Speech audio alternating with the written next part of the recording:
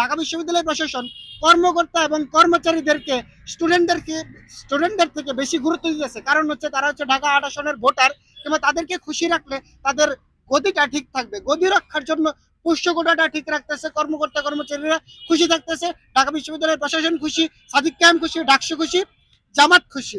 কিন্তু এইদিকে আমাদের সাথে প্রতারণা হচ্ছে।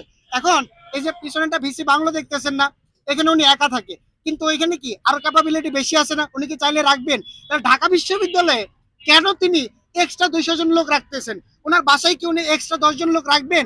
না, কারণ তার সমস্যা হবে, কারণ তার খাওয়াইতে খুশি মানে সমস্যা হবে, তার খরচ বেশি হবে। তাহলে ঢাকা বিশ্ববিদ্যালয়ে যদি আপনি এক্সট্রা 50 জন স্টুডেন্ট ভর্তি করেন, তার খরচ লাগবে না? এই খরচ কে দিবে? ভিসি দিবে না ডাকসু দিবে? দিতে হবে কার?